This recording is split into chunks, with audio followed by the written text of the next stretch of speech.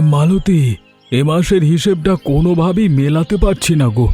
জালে যে দু একটা ছোট পুঁটি মাছ উঠছে, তা দিয়ে চাল কেনবার টাকাও জোগাড় হচ্ছে না।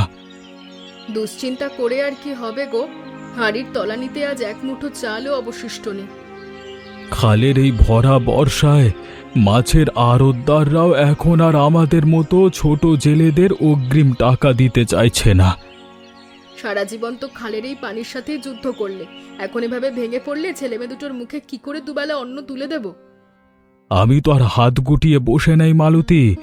দিন রাত জালটা কাঁধে নিয়ে খালের এ মাথা থেকে ও মাথা চষে বেড়াচ্ছি, কিন্তু ভাগ্য সহায় হচ্ছে না। আমাদের এই অভাবের কথা ছেলে মেয়েদের সামনে বেশি প্রকাশ করো না। অরূপ তো কাল রাত থেকে না খেয়ে আজ খুব ভোরে কাজে বেরিয়েছে। জানি ছেলেটা বড় হচ্ছে আর সংসারের এই চরম কষ্ট নিজের চোখে দেখছে। এমন কঠিন সময় কেন এলো বুঝতে পারছি না। তুমি এখন আর ভাগ্যকে দোষ দিও না, জলদি হাত মুখ ধুয়ে নাও। আমি এই ফুটন্ত গরম পানিতে সামান্য নুন দিয়ে একটু ফ্যান ভাত ফুটিয়ে দিই। অরূপ ভাইয়া, বাবা আজ সকাল থেকে বড্ড গম্ভীর হয়ে বসে আছেন। ঘরের খাবার তো প্রায় শেষ। এভাবে চললে আমাদের খুব কষ্টে পড়তে হবে। আমি সব বুঝতে পারছি রে ঝর্ণা। শুধু এই মাছ ধরবার উপর নির্ভর করে থাকলে আমাদের এই জরাজীর্ণ সংসারের অভাব কোনো দিন দূর হবে না। আচ্ছা ভাইয়া, এই এত পানি, এখানে কি কোনোভাবেই কিছু করা যায় না? এই জলের বুকেই তো আমাদের জন্ম আর বড় হওয়া। এই কচুরিপানা আর কলা পাতাগুলো দেখছিস, এগুলো কিন্তু তীব্র স্রোতেও কখনো ডুবে যায় না। হ্যাঁ ভাইয়া, কলা পাতা তো অনেক হালকা হয়। আমরা যদি অনেকগুলো বড় বড় কলা পাতা একসাথে বেঁধে নৌকোর মতো বানিয়ে পানের ওপর ভাসিয়ে রাখি। চমৎকার বলেছিস তো। সেই কলা পাতার নৌকার উপর যদি আমরা শুকনো কাদা আর পচা পাতা দিয়ে একটা স্তর বানিয়ে সবজি চাষ করি, তবে কেমন হয়? বাহ ভাইয়া, বুদ্ধিটা তো খুব দারুণ। বাজারে শাক আর মরিচের বড্ড দাম। আমরা যদি এখানে চাষ করতে পারি, তবে ঘরের অভাবটাও মিটবে। হ্যাঁ, শুধু মাছের উপর ভরসা না করে আমাদের এই নতুন পথেই হাঁটতে হবে। চল, আমরা এখনই বাড়ি গিয়ে বাবাকে এই পরিকল্পনার কথাই জানাই।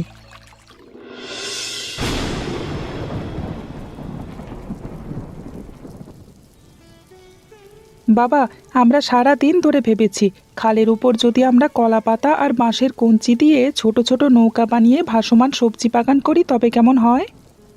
তোরা এসব কি আবোল তাবোল বকছিস রে অরূপ? জলের উপর আবার কখনো সবজি চাষ হয় নাকি? মাটিতে বীজ না লাগালে গাছ বাঁচবে কিভাবে? বাঁচবে বাবা।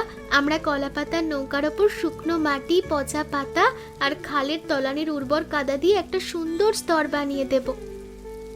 খালের এই তীব্র স্রোত আর বাতাসের মধ্যে তোদের ওই পাতার তৈরি খেলনা নৌকা একদিনও টিকবে না, সবই ভেসে যাবে। আমরা তো আর এমনি এমনি ছেড়ে দেব না বাবা। আমরা শক্ত পাটের দড়ি দিয়ে সেই ভাসমান নৌকাগুলো আমাদের ঘাটের বাঁশের খুঁটির সাথে বেঁধে রাখবো। সংসারের অবস্থা এখন যে জায়গায় ঠেকেছে, তাতে তোদের এই অদ্ভুত কথাতেও আমার কেন যেন একটু ভরসা করতে ইচ্ছে করছে। তুমি কোনো চিন্তা করো না বাবা, আমরা তো আর তোমার মাছ ধরার কাছে বাধা দিচ্ছি না। আমরা ভাই বোন মিলে এই পুরো কাজটা গুছিয়ে নেব। হ্যাঁ বাবা, তুমি শুধু আমাদের একটু অনুমতি দাও। কালকে সকাল থেকেই আমরা জঙ্গল থেকে প্রয়োজনীয় কলা পাতা আর বাঁশ সংগ্রহ করা শুরু করে দেব। অরূপ, এই বড় কলা গাছটার গোড়াটা কুড়ুল দিয়ে সাবধানে কাটতো বাবা। আমাদের এই ভাসমান কাঠামো বানানোর জন্য অনেকগুলো শক্ত গুঁড়ি লাগবে।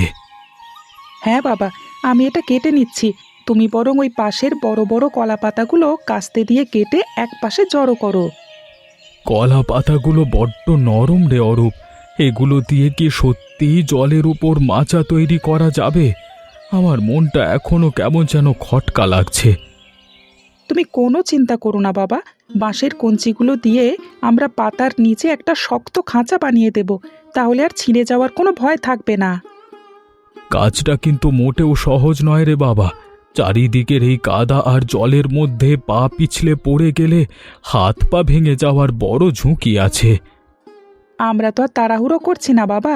এই দেখো, আমি 4টে বড় কলা গাছের গুঁড়ি একসাথে করে পাটের দড়ি দিয়ে শক্ত করে বাঁধতে শুরু করেছি। হ্যাঁ, বাঁধনটা যেন এক্কেবারে নিখুঁত হয়। খালের জলের তোর যখন বাড়বে তখন এই জোড়াগুলো আলগা হয়ে গেলে আমাদের সব খাটুনি বৃথা যাবে। তুমি এই বাঁশের কঞ্চিগুলো একটু সমান করে কেটে দাও তো বাবা। পাতার স্তরের নিচে এগুলো আড়াআড়িভাবে বসিয়ে দিলে নৌকাটা অনেক মজবুত হবে। ঝর্ণা, খালের তলানি থেকে তুলে আনা এই উর্বর কালো কাদা মাটির সাথে পচা পাতাগুলো খুব ভালো করে হাত দিয়ে মেখে একপাশে স্তূপ করতো মা। হ্যাঁ মা, আমি কাদা আর শুকনো পাতাগুলো একসাথে মিশিয়ে নিচ্ছি। এই মাটিটা বড্ড উর্বর, এতে বীজ লাগালে খুব দ্রুত চারা গজাবে। অরূপ যে এত বড় একটা ঝুঁকি নিল, উপরওয়ালা যেন আমাদের এমুখ রক্ষা করেন রে। তুমি দেখো মা, এই ছোট্ট চেষ্টাটাই আমাদের সংসারের জন্য বড় পরিবর্তন আনবে। বাজারে এখন মরিচ আর শাকের যা চড়া দাম, আমাদের অনেক সাশ্রয় হবে। মরিচের বীজগুলো বড্ড ছোট রে মা, এগুলো মাটির খুব গভীরে দিস না, হালকা করে উপরে ছড়িয়ে দিয়ে সামান্য একটু শুকনো কাদা দিয়ে ঢেকে দে। আমি ঠিক সেভাবেই দিচ্ছি মা। এই যে লাউ আর ঢেঁড়সের বড় বীজগুলো আমি মাঝখানের সারিতে একটু দূরত্ব বজায় রেখে মাটির ভেতর পুঁতে দিচ্ছি। খালের নোনা বাতাস যেন এই কচি মাটিটাকে শুকিয়ে না ফেলে। তুই প্রতিদিন সকাল বিকাল এই ভাসমান পাতার ওপর সামান্য করে খালের জল ছিটিয়ে দিস। হ্যাঁ মা, আমি নৌকার এক কোণে একটা ছোট্ট মাটির ঘটি রেখে দেব। জল দেওয়ার কাজটা আমি নিজেই খুব নিয়ম করে প্রতিদিন করে নেব। ঝর্ণা, ওই দেখ, আমাদের কলাপাতা নৌকার উপর ছোট ছোট সবুজ চারা দেখা যাচ্ছে। মরিচ আর লাল শাকের বীজগুলো থেকে কেমন সুন্দর পাতা গজিয়েছে দেখ। বা ভাইয়া, আমাদের কষ্ট তবে সত্যিই বৃথা যায়নি। লাউ গাছটারও দুটো কচি পাতার মাটির ওপর মাথা তুলেছে। কিন্তু খালের জলের স্রোতটা আজকে সকাল থেকে বড্ড বেশি মনে হচ্ছে রে। এই কচুরি পানাগুলো যেভাবে ভেসে আসছে, তার দোকানে ধাক্কা লাগলে চারাগুলো ভেঙে যাবে। হ্যাঁ ভাইয়া, আমাদের এই ভাসমান নৌকাগুলো রক্ষার জন্য চারপাশের বাঁশের খুঁটিগুলোর বাঁধন আরও একটু শক্ত করে দেওয়া দরকার। তুই ঠিকই বলেছিস। তুই নৌকার হালটা শক্ত করে ধরে রাখ, আমি খালের জলেতে নেমে এই পাটের দড়িটা খুঁটির সাথে আরেকবার পেঁচ দিয়ে বেঁধে দিই। একটু সাবধানে নামো ভাইয়া, নিচের কাদা বড্ড পিছল। এই ঠান্ডা বাতাসে কচি চারাগুলো যেন আবার কুঁকড়ে না যায়, সেদিকে নজর দিতে হবে। খালের এই নোনা জল চারাগুলোর গোড়ায় সরাসরি লাগলে কিন্তু গাছ পচে যাবে। আমাদের পাতার তলার স্তরটা আরও একটু উঁচু করা দরকার ছিল। আজ বিকেলের দিকে আমরা আরও কিছু শুকনো খড় আর কলাপাতা এনে এই স্তরের নিচে গুজে দেব ভাইয়া, তাহলে মাটিটা পানির ওপরে থাকবে।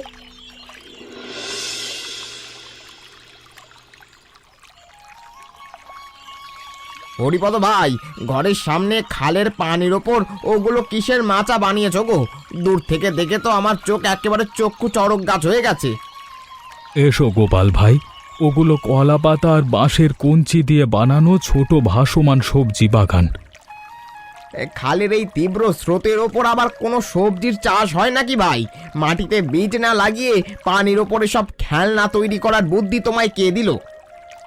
আমার ছেলে অরূপ আর মেয়ে ঝড় না মিলেই এই নতুন পথটা বের করেছে ভাই। সংসারে যে হারে অভাব বাড়ছে, তাতেই জলের ওপরই এখন ভরসা।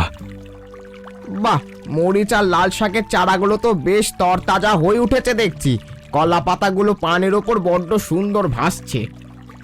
প্রথম প্রথম আমার নিজেরও বড্ড সন্দেহ হচ্ছিল ভাই, কিন্তু এখন চারা গাছগুলোর দিকে তাকালে মনে হয় ছেলে মেয়ে দুটোর এই অসাধ্য চেষ্টা একদিন সফল হবে। খালের এই প্রতিকূল জীবনের সাথে লড়াই করে এমন নতুন পথ খোঁজার সাহসটাই বড় বিষয় হরিপদ ভাই। তোমাদের এই উদ্যোগের আমি বড্ড প্রশংসা করছি। তোমার মতো অভিজ্ঞ মানুষের মুখের এই দুটো প্রশংসার বাণী আমাদের এই কঠিন সময়ে বড্ড বেশি সাহস আর মানসিক ভরসা যোগান দেয় গোপাল ভাই।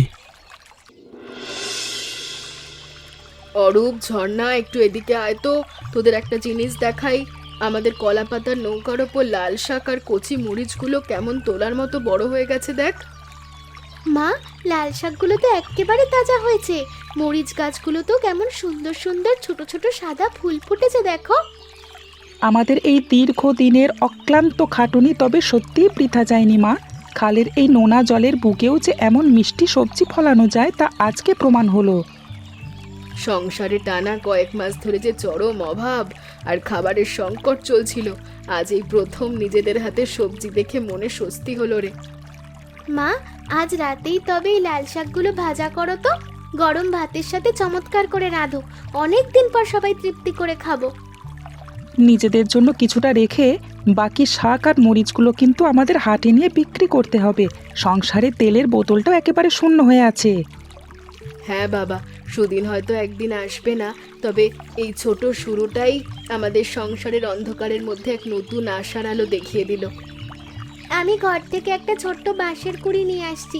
মা, চলো দুজনে মিলে কচি শাকগুলো গোড়া থেকে সাবধানে এক এক করে তুলে ফেলি।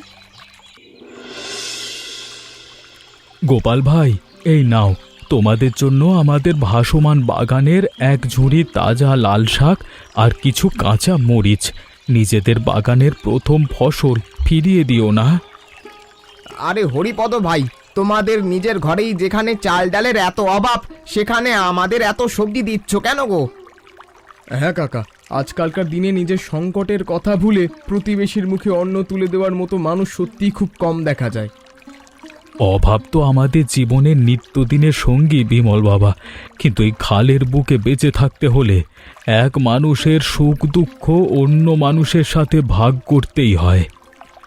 তোমার এই বিশাল মনের কোনো তুলনা হয় না হরিপদ ভাই।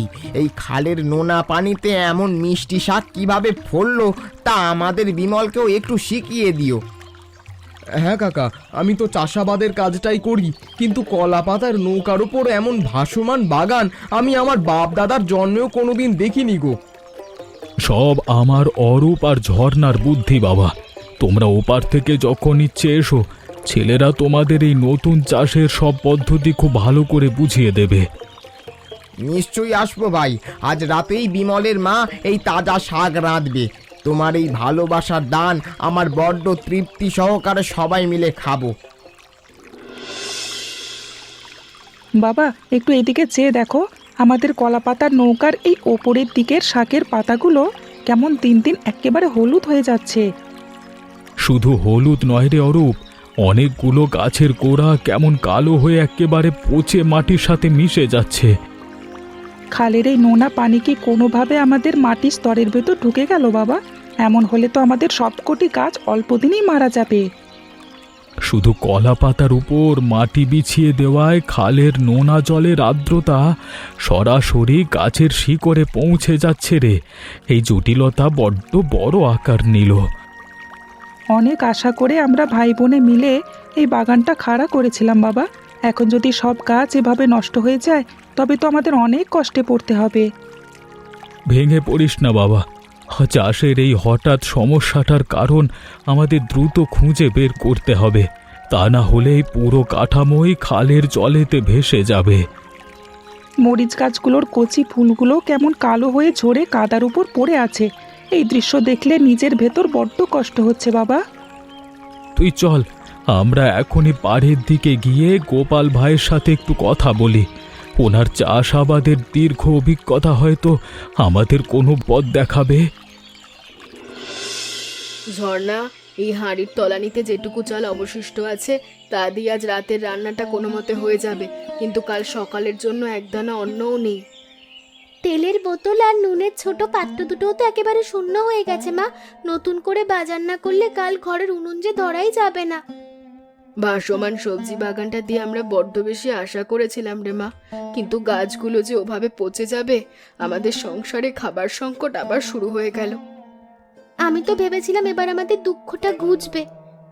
ছোট করিস না রে মা মন, খালের এই কঠিন জীবনে আমরা আমাদের নিত্য জীবনের সঙ্গী, আমাদের এখন কিছুতেই ভেঙে পড়লে চলবে না।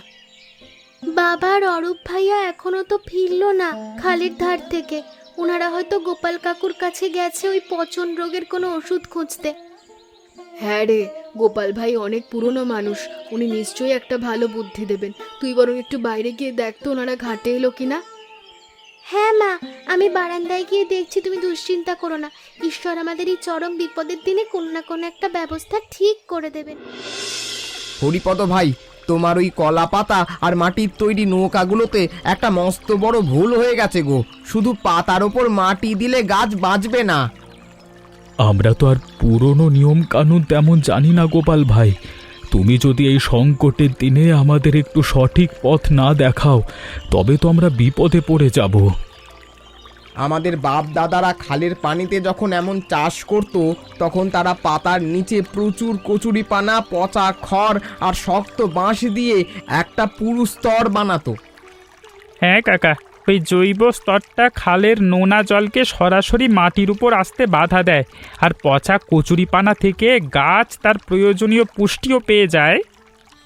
বাহ, এ তো বড্ড চমৎকার আর বৈজ্ঞানিক পদ্ধতির কথা শোনালে ভাই। আমাদের মাথায় এই সহজ কিন্তু দরকারি বুদ্ধিটা আগে কেন আসেনি? নিত্যানন্দ, বিমল, তোমরা আর দেরি করো না। কাল ভোরবেলা থেকেই হরিপদ আর অরূপের সাথে হাত লাগিয়ে এই পুরনো পদ্ধতিতে নতুন করে মাচা বানাও। তুমি কোনো চিন্তা করো না কাকা, আমরা দুই ভাই মিলে কালকে দুপুরের মধ্যে খালের ওপার থেকে প্রচুর কচুরিপানা আর খড় সংগ্রহ করে ঘাটে এনে দেব। তোমাদের এই উপকারের কথা আমি কোনো দিন ভুলব না ভাই। এই কঠিন সময়ে তোমরা পাশে না দাঁড়ালে আমাদের এই নতুন আশার আলো আজই নিভে যেত। অরূপ ভাই, এই লম্বা বাঁশের টুকরোগুলো ভালো করে আড়াআড়িভাবে সাজিয়ে নাও। ভাসমান কাঠামোর মূল খাঁচাটা মজবুত না হলে খালের জলের তোড়ে সব ভেসে যাবে। হ্যাঁ ভাই, আমি শক্ত পাটের দড়ি দিয়ে প্রতিটি জোড়া এমনভাবে বাঁধছি যেন কোনো অবস্থাতেই ভেতরের কচুরিপানা আর খড়ের স্তরগুলো আলগা হয়ে সরে না যায়। নিত্যানন্দদা, আমি নতুন চাষের জন্য প্রয়োজনীয় পুরনো দেশি পদ্ধতি অনুযায়ী পচা খড় আর শুকনো কাদামাটি একপাশে স্তূপ করে গুছিয়ে রাখছি। খুব ভালো করে অরূপ। এই পচা কচুরিপানাগুলো যখন রোদে শুকিয়ে একেবারে মাটির সাথে মিশে যাবে তখন গাছ তার আসল পুষ্টি খুব সহজেই পেয়ে যাবে। খালের এই জায়গাটার পানি বেশ স্থির আছে ভাই। এখানেই বড় কাঠামোটা তৈরি করে লগি ঠেলে ঘরের পাশে নিয়ে যাওয়া সবচেয়ে সুবিধা হবে। হ্যাঁ, ওপারে স্রোত বেশি। আজকে দুপুরের মধ্যে যদি আমরা বাঁশের খাঁচায় খড় আর পাতার স্তরটা দিতে পারি তবে বিকেলের দিকেই মাটি বিছানো যাবে। আমরা সবাই মিলে হাত লাগিয়েছি যখন, তখন আজকেই কাজটা শেষ করব ভাই। এই পুরনো দেশি পদ্ধতি ব্যবহার করলে এবার আর একটা গাছও পচবে না। কাকুর এই বিপদে আমরা এগিয়ে আসবো না তো কে আসবে ভাই? এখন আর কথা না বাড়িয়ে এই লম্বা কাঠের গুঁড়িটা ওপাশে টেনে নিয়ে শক্ত করে বাঁধি। ঝর্ণা, এই কোণের মোটা বাঁশের খুঁটিটা শক্ত করে ধরে রাখতো। আমি পাটের ভেজা দড়ি দিয়ে এটার জোরটা ভালো করে শক্ত করে বেঁধে দিই। আমি নতুন করে ব্যবসার জন্য তাকগুলোতে রাখার মতো করে উর্বর মাটির ওপর শাক, মরিচ আর বেগুন বীজগুলোকে সুন্দর করে এক এক করে ছড়িয়ে দিচ্ছি গো। বাবা, আগের ভুলের কথা মাথায় রেখে এবার মাটির স্তরটা পানির থেকে অনেক ওপরে রাখা হয়েছে। এবার খালের নোনা জল কোনোভাবেই গাছের গোড়ায় পৌঁছতে পারবে না। হ্যাঁ রে মা, নিত্যানন্দ আর বিমল যেভাবে কচুরিপানা আর খড় দিয়ে স্তরটা বানিয়ে দিল তাতে এক ফোঁটাও নোনা জল আর মাটির ওপর উঠতে পারবে না। গোপাল ভাই আর ওনার ছেলেরা আজকে আমাদের জন্য যে খাটুনি খাটলো তা না দেখলে বিশ্বাস করা যায় না। আমরা এক নতুন আশার আলো নিয়ে কাজ করছি।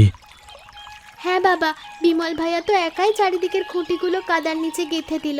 এখন শুধু মরিচের বীজগুলোর ওপর সামান্য একটু শুকনো কাদাই ছড়িয়ে দেওয়া বাকি। দাও মা, পাত্র থেকে শেষ বীজগুলো আমার হাতে দাও। আমি সারিবদ্ধভাবে পুঁতে দিচ্ছি। সবাই একসাথে কাজ করা এবার বড্ড ভরসা পাচ্ছি মনে। ওপরওয়ালা যেন আমাদের এই নতুন শুরুটা এবার ভালো করেন। এই খালের বুকেই আমাদের মতো সংসারী মানুষের টিকে থাকার শেষ চেষ্টা লুকিয়ে আছে গো। গোপাল ভাই, দেখে যাও, তোমার দেওয়া সেই পুরনো পদ্ধতি আজকে আমাদের এই কলা পাতার নৌকার উপর কেমন বড় বড় লাউ আর তাজা লাল শাক ফলেছে। আরে হরিপদ ভাই, আমি তো আগেই বলেছিলাম পুরনো দেশি পদ্ধতি আর নতুন চিন্তা একসাথে থাকলে মানুষ টিকে থাকে। তোমার ওই কচুরিপানা আর খড়ের স্তরের বুদ্ধির কারণেই এবার আমাদের একটা গাছও পচেনি গো। এই সফলতার পুরো কৃতিত্ব কিন্তু এক্কেবারে তোমার। ওসব বলো না ভাই, খাটুনি তো সব তোমার ছেলে মেয়েরা করেছে। অরূপ আর ঝর্ণা যেভাবে দিনরাত এই বাগানের পরিচর্যা করলো তা সত্যি মেলা ভার। তা অবশ্য ঠিকই বলেছ ভাই। আজকে এই প্রথম নিজেদের বাগানের এত বড় সবজি দেখে মনের সব আশা, কষ্ট আর অভাব এক নিমেষেই দূর হয়ে গেল গো। এই খালের বুকে বেঁচে থাকতে হলে এমন নতুন নতুন পথ আমাদেরই খুঁজে বের করে রাখতে হবে ভাই। আজ বাজারের এই তাজা সবজির বড্ড চড়া দাম মিলবে। হ্যাঁ ভাই, অরূপ আর বিমল আজকে বিকেলেই সবজিগুলো নৌকায় নিয়ে বড় হাটে নিয়ে যাবে। সংসারের সেই চরম সংকট এবার এক্কেবারে কেটে যাবে। ঈশ্বর তোমাদের এই সততা আর পরিশ্রমের যোগ্য ফল দিয়েছেন হরিপদ ভাই। এই মিষ্টি সবজি আমরাও বাড়িতে বড্ড তৃপ্তি করে সবাই মিলে খাবো।